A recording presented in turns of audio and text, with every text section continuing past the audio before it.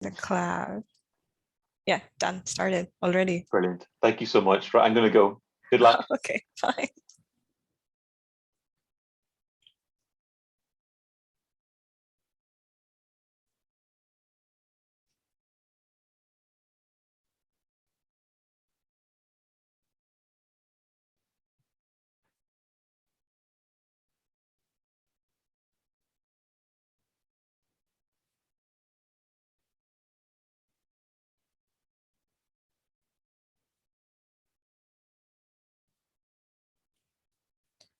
It's taking a while.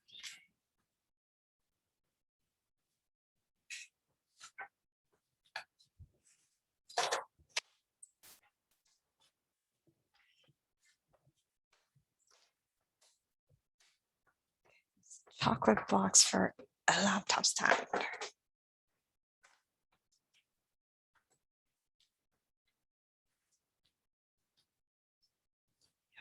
That's a trick.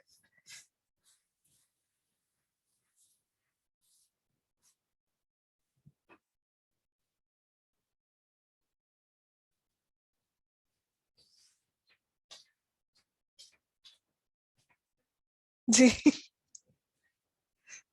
बस चल रहा है, काम चल रहा है.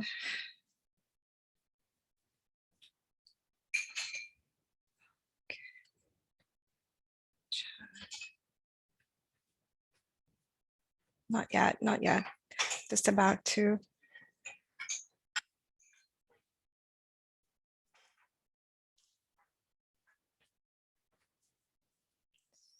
Let's get started.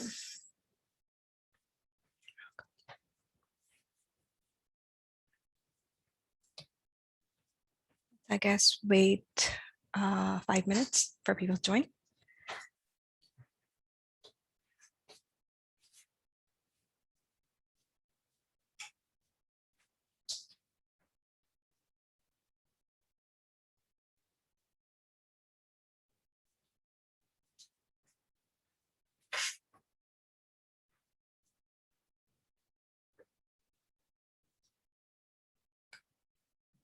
Everyone can wait maybe 2-3 minutes more for other people to join, maybe more people to join.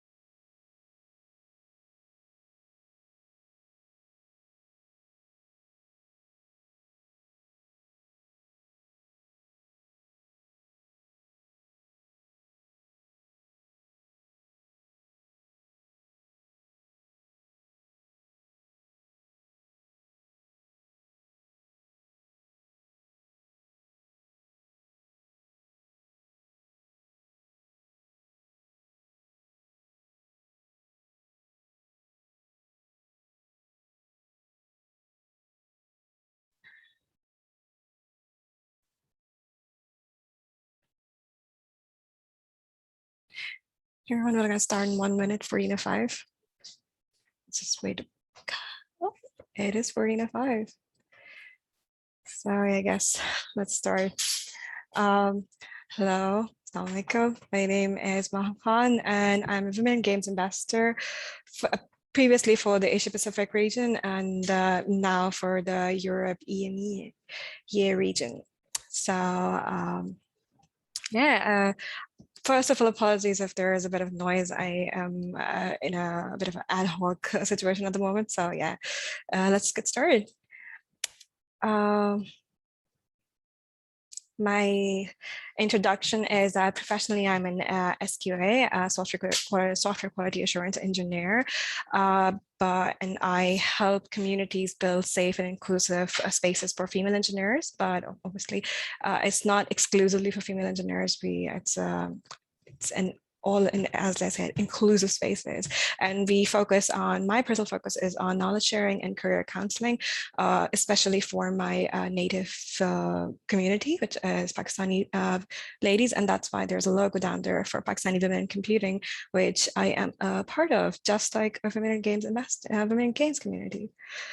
So a little bit about me. I currently am a software development engineering test and SDET in the Unity technology for their Switch platform team. I recently relocated to UK to join Unity from Lahore, Pakistan. And I have a total of 5 years of experience in QA. 4 of them is in VR and multiplayer games and multiplayer apps, to be very specific, and Unity engine itself. And now 1 year experience in working for the Unity engine itself. And I have some additional experience with database management, web development, and server-side development. That's an interesting add to my resume. And a little bit of tidbit, I love BTS and I am a huge fan of Supernatural TV show. Been following that TV show for 15 years now. So I really wanted to add this map and show you where everyone is. As you can see that we are here in UK, and this is where Women in Games are also based. And I was born here in Pakistan, in Karachi, very close to the beach. But I come from Lahore, which is like the central, one of the central cities, the provincial capital. And the Pakistani Women in Computing headquarters are in US. So my network is sort of like a global network encompassing a couple of continents. So yeah. About my journey, I want to start my story. So this presentation is just going to be how I got into game development and how I got into gaming itself and how I came from Lahore, ended up in UK and got involved with all of these communities. So my journey started at the age of 5 when my father bought a Sega Genesis for us. And at that time, Pakistan was not that digital. So not that no one was that digital about in 1996, but Pakistan didn't have really good retailers or any retailers. We didn't have these companies selling these consoles for us. We didn't have any verified retailers, third-party vendors, nothing. So the only choice we had were scalpers and buying these consoles from scalpers and importing them from other countries. So getting this console was a huge achievement back then. And I'm really happy that my father, at that time where no one was interested in gaming, got this for us, this one game, and this started it all. My first games ever that I played were these Golden Axe, Mortal Kombat, and Streets of Rage. I still remember all of them, and especially Mortal Kombat, because I was playing Mortal Kombat about a week ago with my husband. So as you can see, this particular one is a huge IP that still survives and is still going very strong. These games have really, really long roots, and these are the foundations for a lot of people who got into gaming. They would name these kind of games like, we started playing these, we started these are our roots. So yeah. Golden Eggs was really fun. I really hope they make a remake out of it soon. It was super fun. I loved this guy. This was my favorite character. I don't remember his name, but it was my favorite character. Then my brother, when PS2 got released, he saved for 2 years. We were still in school, but he saved for 2 years, and my eldest brother bought a PS2 for all of us. And when PS3 came out, we were still in school. I was still in school. My brothers were starting jobs, and my eldest brother saved for a year and bought a PS3. And then when PS4 came out, we were all in. I was still in university, but all of my brothers had started jobs. So my third eldest brother bought a PS4. So as you can see, by just sheer mathematics, I have three elder brothers, and they have a bit of a age gap with me. And we are a Sony family. Yeah, we we have bought every single PS4. We got a PS4 Pro also, and then I recently acquired a PS5. So we are keeping the family tradition. This is my game dev family. So from these, I have 3 elder brothers, and 2 out of 3 are art directors and are in game development. And my husband is also a game developer.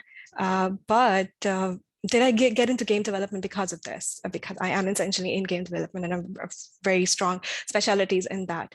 So the answer to that would be not really. I did not get inspired by my siblings or my husband to get into game development.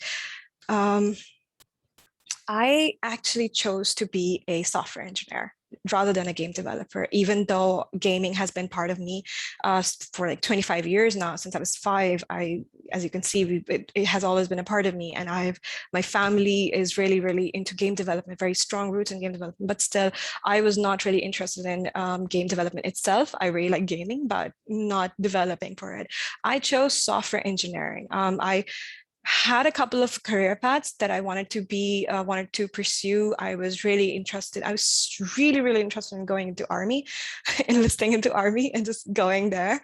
I was interested in sports. I tried out for the national under-17 cricket team, women's cricket team. I was really interested in fashion designing at one point. I started designing clothes for my relatives and family, friends and all the stuff. But then around grade 12, HSSC as what is called in Pakistan. So around that time, I started studying computer science, and I really, really liked the subject. I was naturally very good at it. We struggled with physics a lot and chemistry, but I was really good at computer science, and I loved the problem solving aspect of it. It was challenging. It was night, and by far, from all of the career paths, it was the most challenging career path for me. So I chose that one, and straight up, I was like, yeah, let's do it. Let's take the most difficult path and see how far I can go with it. So at that time, at grade 12, my uncle, who is a networking engineer, he gave me this Intel Celeron processor. It's just straight up, it's a processor. And he gave me that processor as a gift to remind me of what I am interested in, and just as a token, because at that time I was really interested in building CPUs and building rigs. Because of certain reasons, I was really, really interested in, and I wanted to get into hardware engineering also. So he gave me this processor, and to this day, I still have that processor with me in my wallet, and I carry it around as a reminder of what I came from and what I want to achieve and where I want to go, because I want to keep this reminder, okay, this is a CPU, and I really love this really little piece, a token.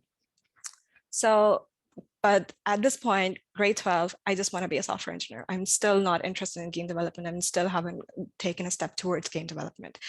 I went to I went to get a BS computer science degree. I really fought for it. I come from a very conservative family, and my mother was not really interested in her baby daughter, the youngest one, going into a tech degree. She was like, get a normal, less hectic degree, go into literature, have fun with your life. And I was like, so I had to fight my way towards a more difficult path. And my family wasn't really interested in sending me off to a life that would be filled with 12 or 16 hours of work and a lot of studying and just constantly studying. But yeah, I ended up being the first girl to get higher education in my family just because I really, really wanted to. And yeah, I got my BS computer science in 2014. From a all-girls institute. My entire academic life, I've been in a segregated all-girls institute, and it's really interesting.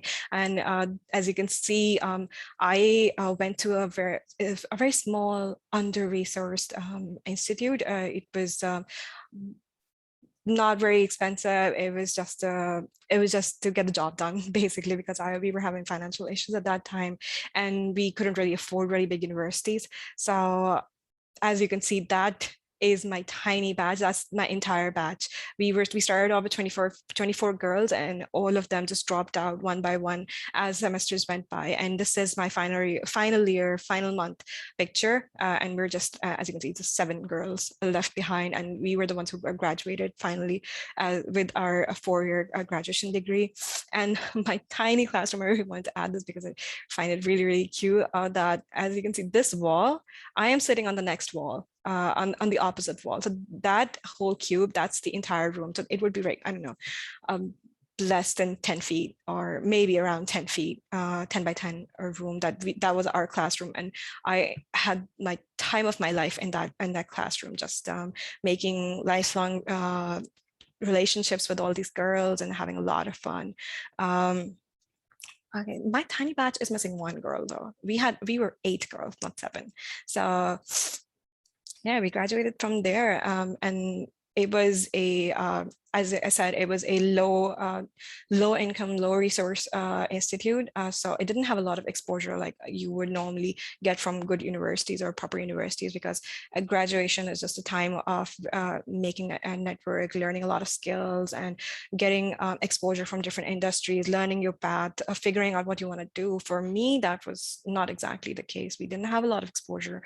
We didn't make a lot of industry network at that time while studying. So it was just about putting a head down and getting good grades and studying and getting through this degree with all of the tools we had at that time. And that was that was very difficult for just that part was very difficult. So, but we got that done. But after I got my graduation, it was about time, how do I get my first job? So when you go get your first job, normally people would have some information about companies or have made some connections, would have their friends or seniors or mentors be in some companies. So they would know, okay, this is where I can apply. This is the path I can take. For me, that was unfortunately not the case. My seniors, or most of my seniors, they weren't a lot, and most of them chose either research or just went into being housewives. They didn't choose a career, a professional career. So I didn't have a lot of people who were in the industry. I didn't even know names of the companies at that time. So I only knew the company where my brother worked in, and that was it. No one else. And there weren't a lot of software houses in my country, in my city, which is Islamabad, or where I grew up and did my entire education in. So there weren't a lot of gaming studios, but there were just one gaming studio and not a lot of software houses, a handful of software houses. So, and all of them I didn't even know their names. So it was much less finding out the HR email to apply. I couldn't even figure out what to do. And I wasn't really good at the social media thing, and LinkedIn wasn't really well, Pakistan was not that on the map in LinkedIn. We weren't that much digitized. We were getting there, but we weren't that digital at that time. So I had no tech network. I had no understanding of the industry. I didn't have a direction. I didn't have an idea what to do. And at that moment, my brother decided to move cities. And he said that all of us should move. And we followed his path because he made the right decision. It made sense. And we moved to Lahore. And that was another problem for me, mainly because the little friends I had, the little people I knew, the one software house I did know about, that was in Islamabad. Lahore was a completely different city. And for a girl who already doesn't have a lot of exposure and understanding of the industry, moving into a big city, a big metropolitan, it was very difficult. And Lahore is the second biggest city of Pakistan and the tech hub of Pakistan. So they had a lot. At that time, our tech industry was booming. Pakistani industry was booming, and software houses was just popping up everywhere. And it was just apply somewhere and you will get a job. But I was still struck with the problem. Where do I apply? I don't even know the name of companies. So my solution was to go visit a GDG Islamabad meetup. So GDG, as some of you might know, is the Google developer group.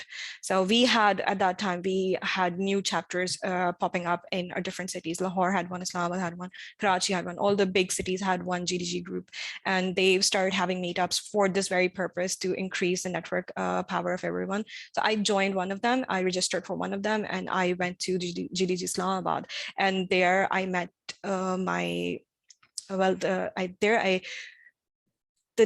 first CEO I've ever worked with. He was a speaker there, and he talked about, I don't know, Google Analytics. I don't even remember what he talked about, but at the end of the day, I remember at the end of his speech, he had a slide that said, "Brammers, we are hiring," and that was it. That was the only company I remember that was in that I knew of was in Lahore, and I applied to it. And they hired me as an intern. That was my first internship. So I was hired as in their B2B department as a web developer intern, and I worked there for about 7 weeks. It was an 8-week internship.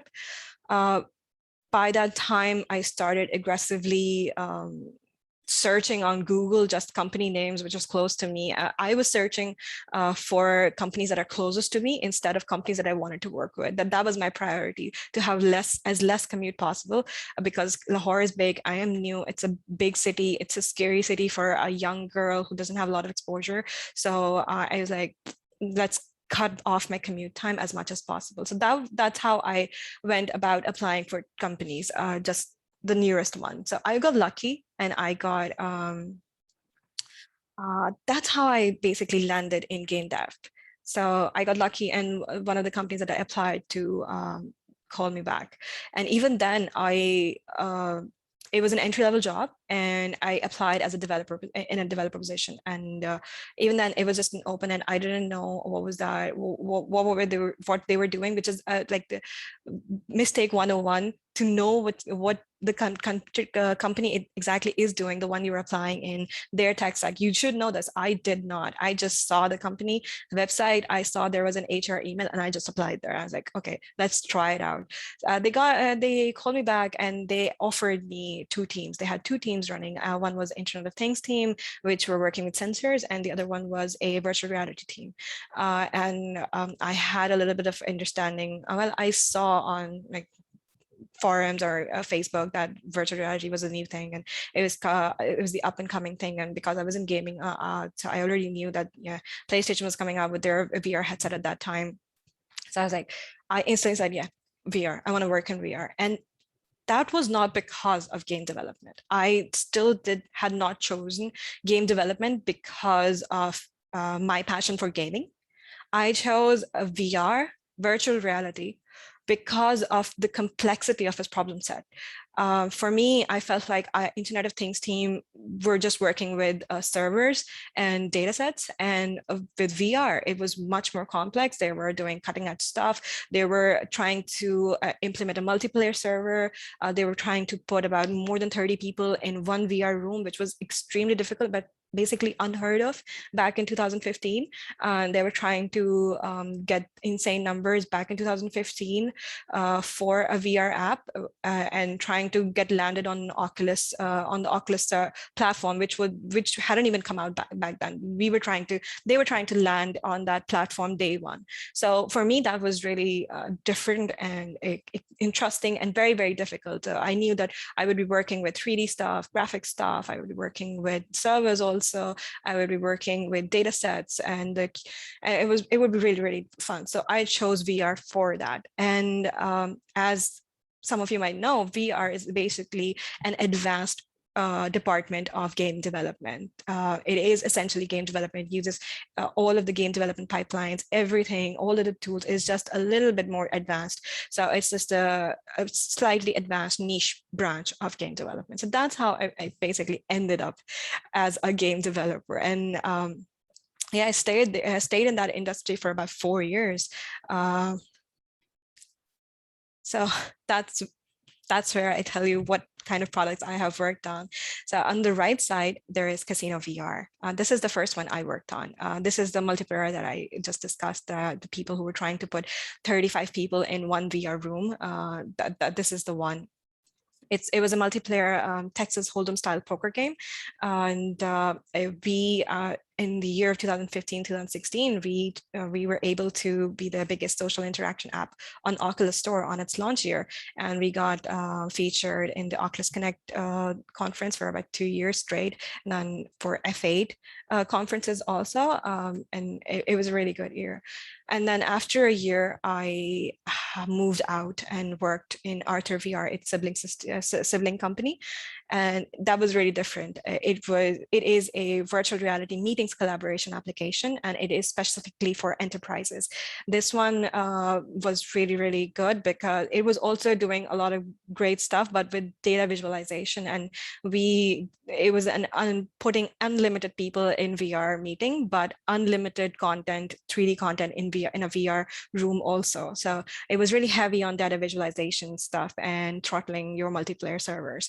So it got I don't remember exactly which year, but I think for 2017 and 2018 and 19, for 3 years straight, it was the best enterprise VR solution for Facebook and Oculus, and it got featured on Oculus Connect and F8 conferences for like all of these years, and I think it got featured last year also. Now, after 4 years, I have moved.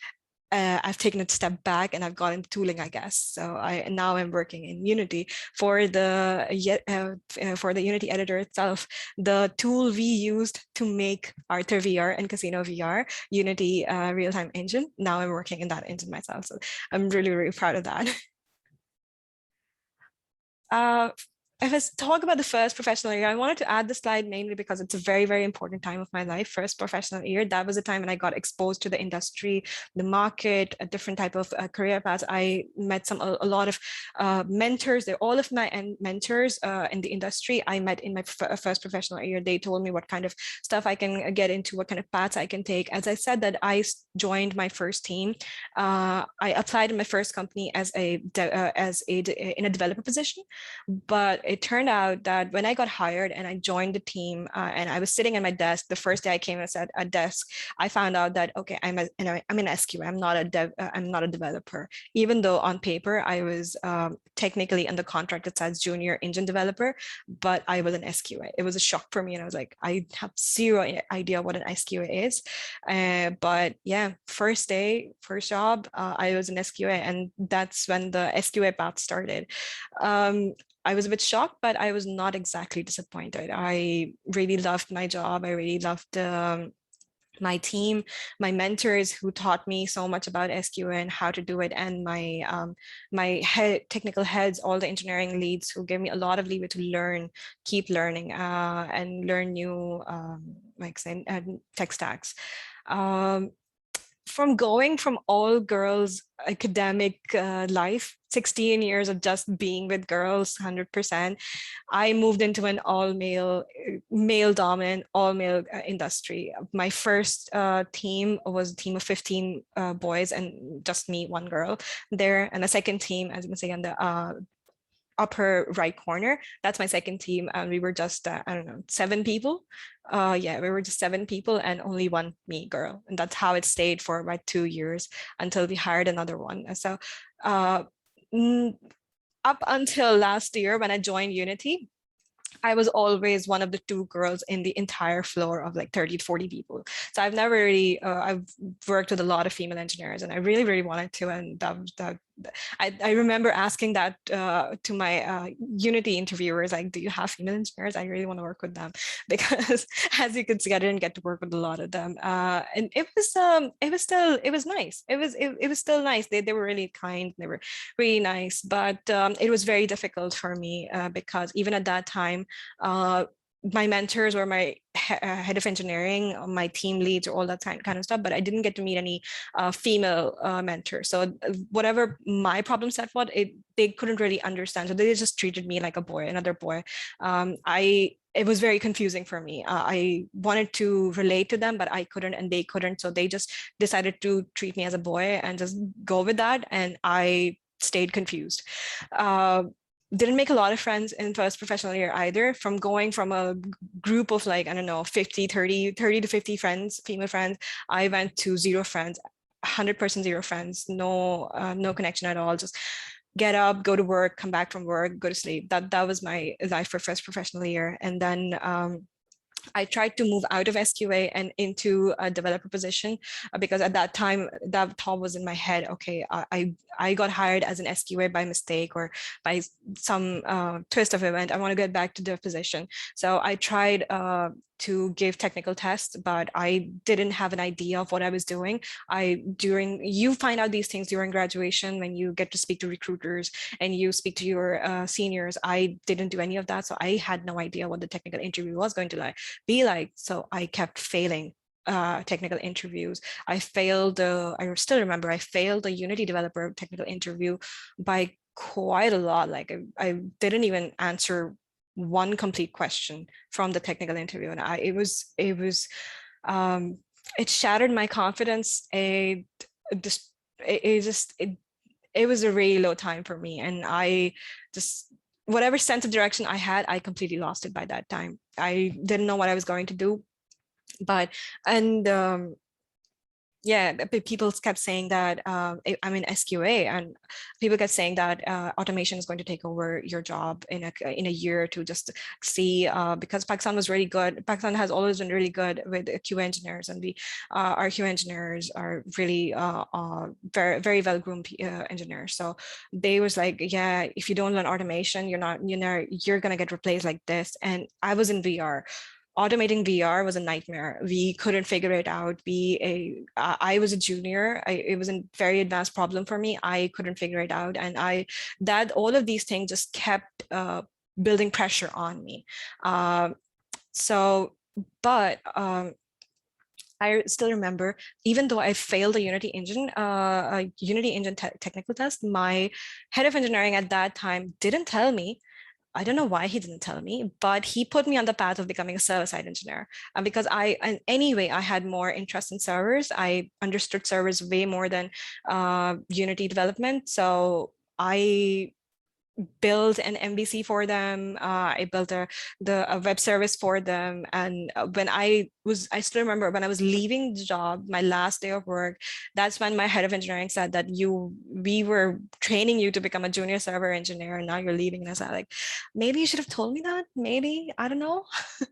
But anyway, yeah, at that time in my first professional year, like I said, I just started exploring my potential. I started exploring different departments, and I wanted to see what I am interested in and what I am good at and what I want to do. So I did database management for my team. Like I said, I created some web services for my team. I I maintain their website, and they maintain their corporate website, and their updated their corporate website or whatever the jobs. I did update that also. I made HTML pages for them too. And I got into technical project management also for that team, because as a startup, as a team of like very small people, it was, yeah, the project management side was not there. So I said, okay, I'll do it. I'll do the TPM stuff, and because I really want to get home on time. And if you have a good TPM, the chances are you're going to go home on the right time. So I said, let me do it while staying as an SQA. So first professional year, I did sort of 5 different jobs in professional capacity, while getting paid for just one. So it was a lot of nighters. It was very difficult. At the last 3 months of my job, my first year, I was having a 24-hour shift once every week, 18-hour shifts every 2 days a week, and then all the rest of the day, I think 2 days are left, or three days left still, 2 days left, and those days I would be doing 9 a.m. to 9 p.m. 12-hour shifts then. So it got extremely difficult. My health was getting compromised, and I said, okay, I can't do this. I can't continue. So I left that job without another offer. I was like, I can't take this anymore. Yeah, but then I joined Arthur VR, and I continued my work. And Arthur VR was the time that I chose. Okay, this is I can't do 5 jobs at one time. I need to pick one, and I need to go with it. But that thought process basically got solidified when I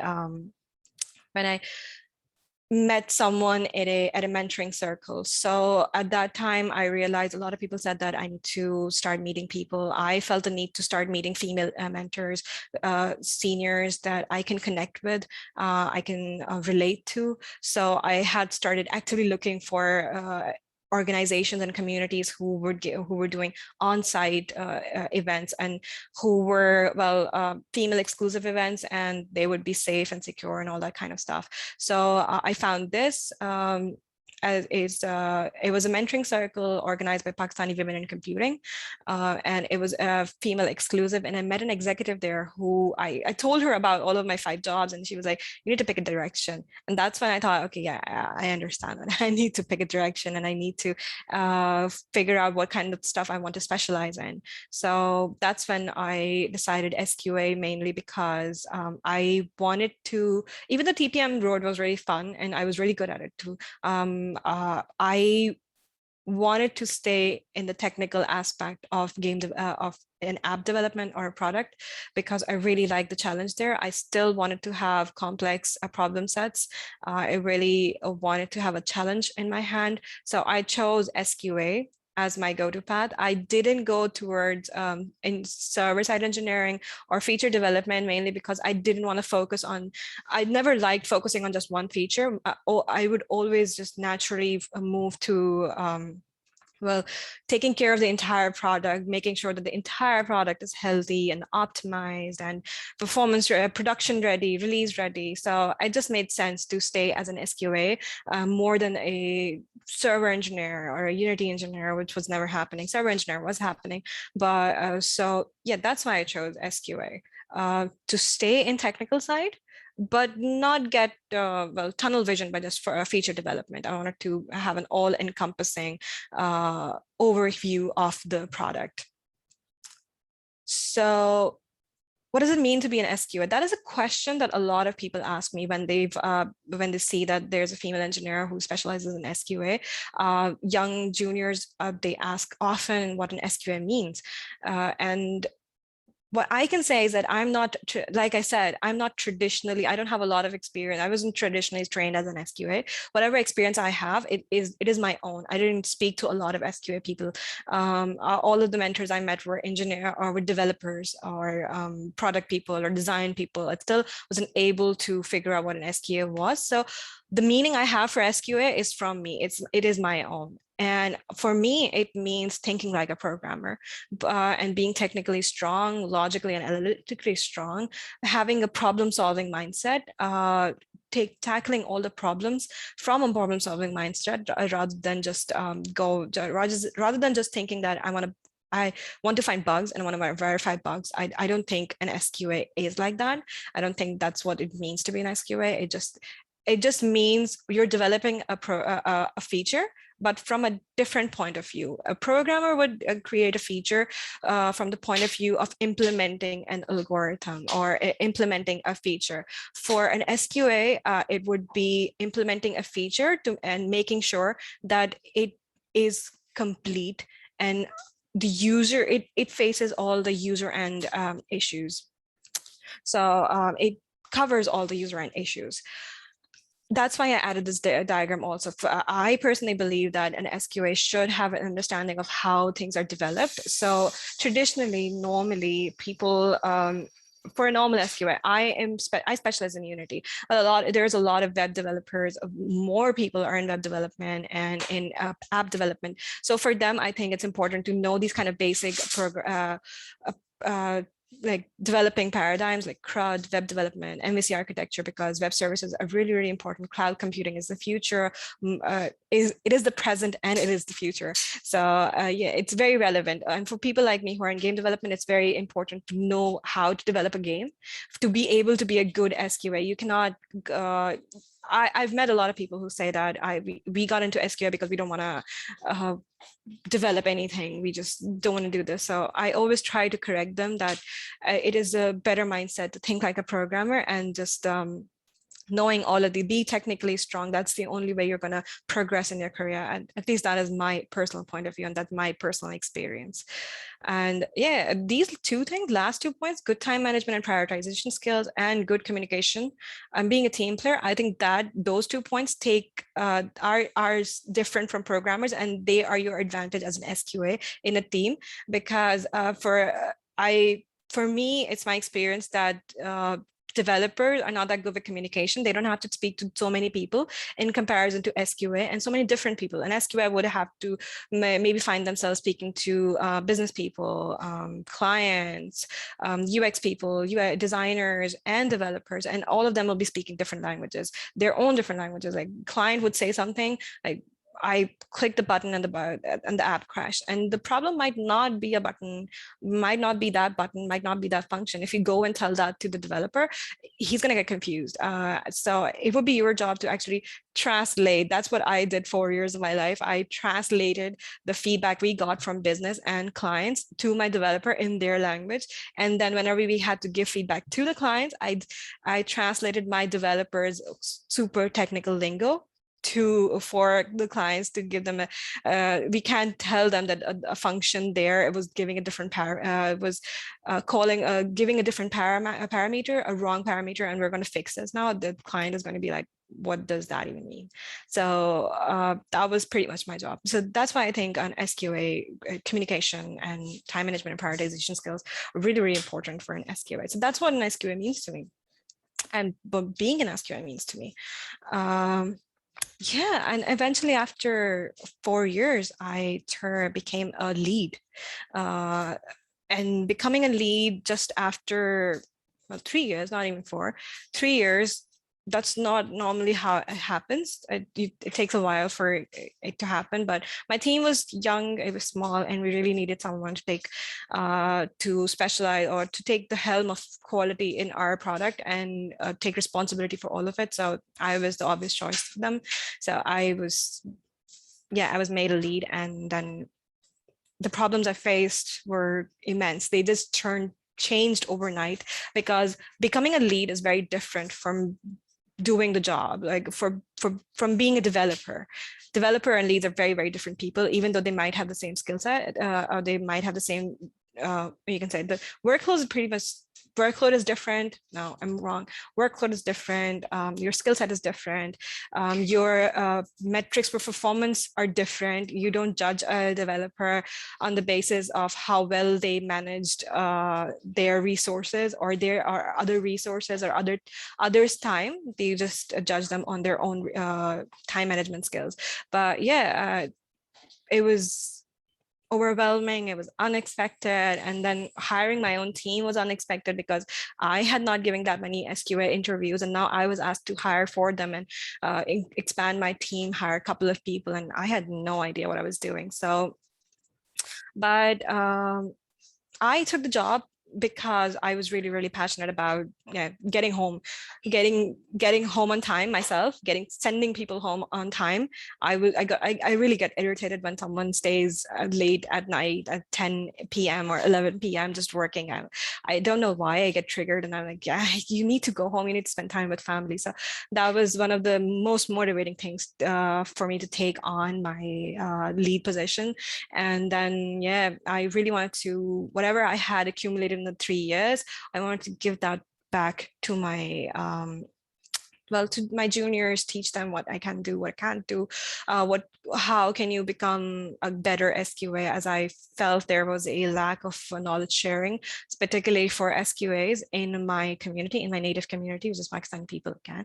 So yeah, it was different, but it was nice. It was really nice.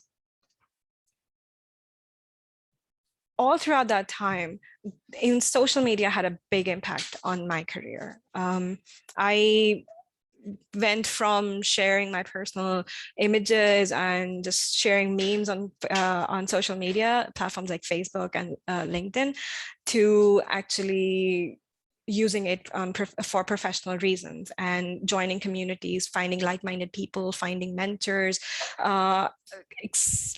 exploring different career paths, seeing how far I can go, what can I do as a developer. As you can see, I didn't have a lot of people in my real life that could give me this direction, and social media was the only thing that that showed me a glimpse of what the future could look like and how can I groom myself.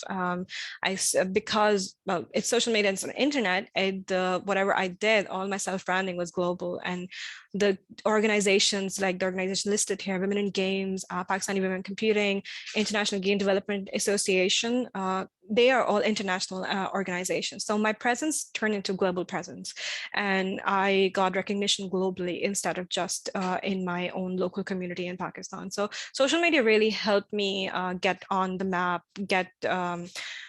grow my horizon a lot, and then give back to my community. How I got global recognition, I was able to help others get that too by creating a good spaces, safe, inclusive spaces for networking, for knowledge sharing, specifically for women, for female engineers in Pakistan who may be coming from pretty much similar backgrounds as me and might not have a lot of exposure. We were able to connect them to mentors like VP of EA. One of the VPs of EA happens to be a Pakistani lady, and I'm super proud of her.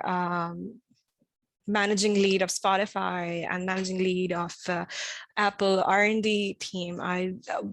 Those are the kind of people who can tell you what you can do with your life in 20 years in a country, coming from a background like me, where you don't even know what you can do in a year. That kind of information is just gold. Going through all of that, having this kind of path set for me, meeting all these kind of people, landed me here, where I got recognized by Unity through LinkedIn, and that is definitely the highest point of my career. Getting a DM on LinkedIn by a technical recruiter of Unity saying that there's a job that that fits your profile. Are you interested in it? A girl coming from Pakistan, super low exposure, super low industry understanding, 4 years later gets recognized by an industry leader for her profile, for her work, which she is just haphazardly doing or hacking through without any mentorship. It is amazing, and it shows the power of using social media as your tool, as a tool for career growth. So yeah, now I'm really, really, really glad that I got the opportunity to present my profile, to prove my mettle through the recruitment process. And I ended up landing that job, the SDET job for Unity Tech. And now I'm based in Stratford-upon-Avon in UK since January. And I am super, super proud of it, super happy about it. And I don't even have words to express how it happened, how it ended up. So as a Women in Games ambassador, as we can see, I would like to nothing more than encourage everyone here to just take as much out of your network, out of social media as possible, whenever you want. It's never too late, and it's never too early. You can start as early as possible, and you can start as late as possible. It is entirely up to you. And one of the great opportunities is this Women in Games Ambassador Program, which I am a part of. I was nominated as an ambassador when I was in Lahore working in Arthur VR 2 years ago. And Arthur VR is for enterprises, so it was not hosted in any website. It never got any recognition because we were under strict NDAs. We could not tell anyone what we were doing. And even then, Women in Games appointed me as an ambassador in Lahore, and they gave me a platform, their own platform, to have my own voice and work on my own stuff. So while being a Women in Games ambassador, I was able to still continue my work as a Pakistani female engineer, working in my local community, building my local community. It was just a badge of recognition that, yeah, there is a girl who is into game development, is recognized by a big community and if you want to talk about game development, that is the person to go to. So it's a really good initiative, and I would encourage a lot of people to join who want to network, who want to increase their network, who want to give back to the community. This is the URL, womenandgames.org/investors, where you can go and get all the details. Yeah, that will be the end of my session today. I hope it was fruitful, and I hope it was interesting, and I hope my story was interesting for everyone here. You can find me at this Instagram, Mahum Activated, or this is my email from PWIC. There are some chat messages that I maybe, let's see if there is a question.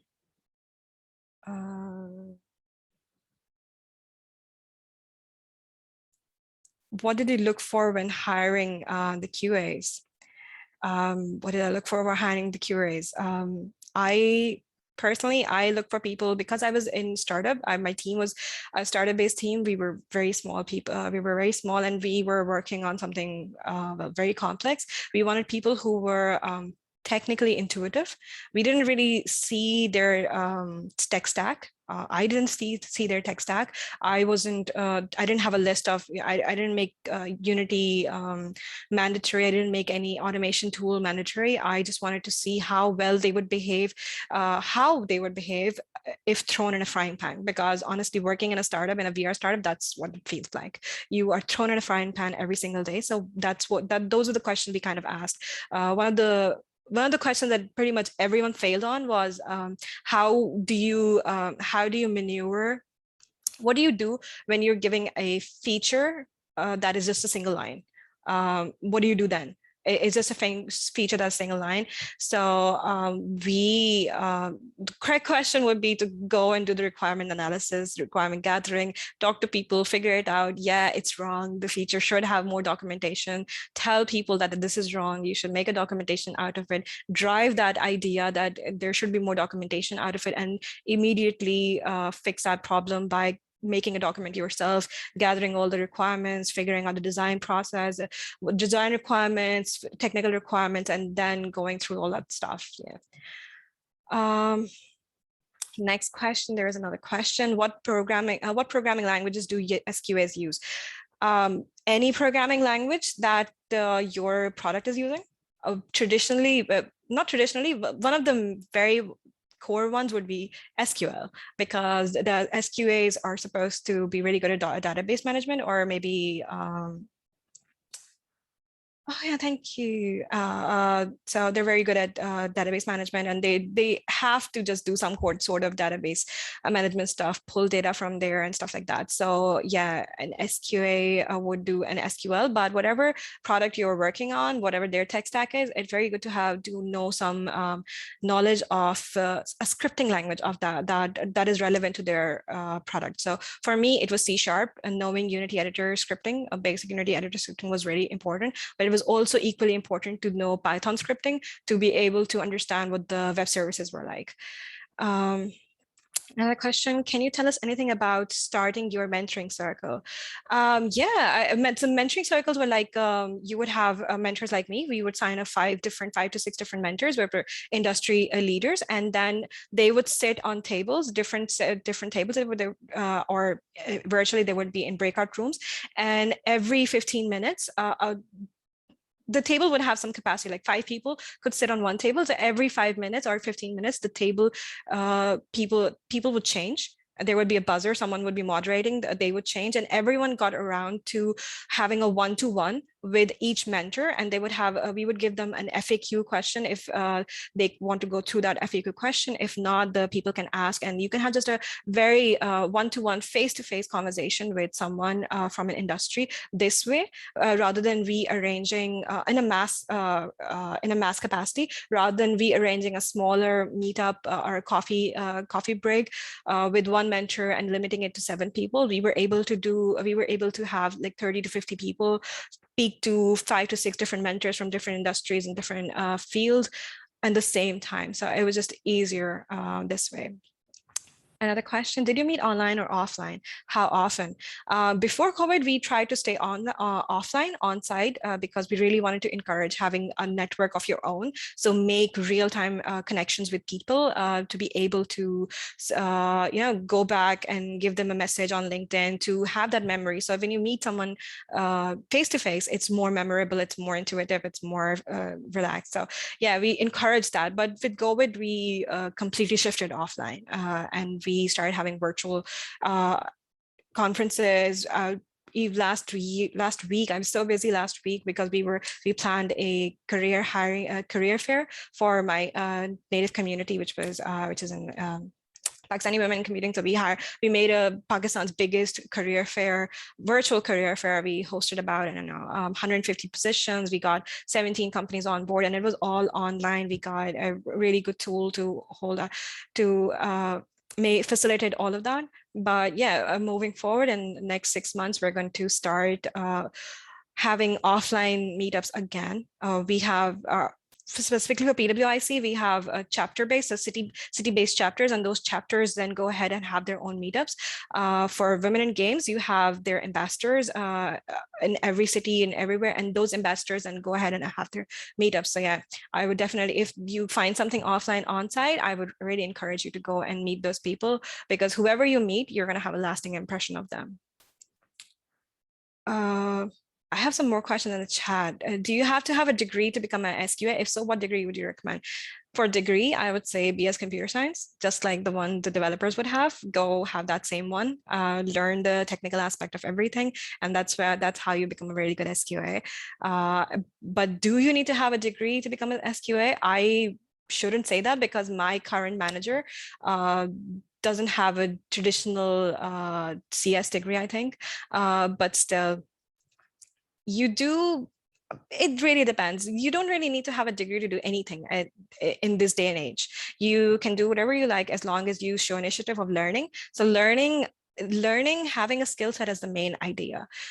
Be able to understand, to be able to grow your own knowledge is the main idea. So if you find a company that doesn't make degrees mandatory and you show your initiative, yeah, you can make it even without a degree. I think one of my brothers doesn't have a degree in art, and both of my brothers don't have a degree in art, and both of them are art directors. I know a lot of people who didn't go the degree route and still made it big in the game industry. From the NAS, where do you see AI in the IT computer industry, future industry now? Everywhere, I think. AI is everywhere in game development. AI is the core of future, but I think more than AI, data sciences would be more efficient. But specifically for game development, AI is more relevant, because all of our in-game development, all of our NPCs are based on AIs, and yeah, all of the systems. So NPC work and the procedural generation work and all the shader computation, all of these kind of things. Game AI is really, really big in game development, and it has a lot of different applications there. So yeah, we have a really not a lot of time. Thank you so much for all of your questions. That were really, really nice, and I really like the engagement here. I'm really happy with that. So yeah, for all of you, you can see my Instagram and my email if you have any questions. Yeah, definitely connect with me on LinkedIn and send me an email if you have any questions further, or maybe connect me on Instagram. And yeah, I see one of my batchmates is here, Gulnaz Javed. I am so sorry for not remembering the 8th one. I am so sorry. I thought that you were in that picture. I am so sorry. But yeah, it was really nice. And thank you so much for Scott Festival, and Matt Barr for inviting me and giving me a chance to tell my story. I hope it was inspiring. I hope it was nice. And yeah, I hope to see some of you in game development in the future, down the lane. I hope to see you there.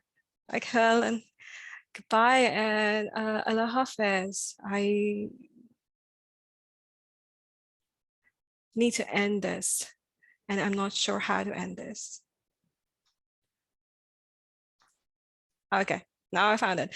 Oh, Allah Hafiz. Yeah, I got it. Thank you, Matt. That's all right. I don't think I can start my video because I'm not the host. Anyway, that's fine. Thank you so much. That was so good. I was so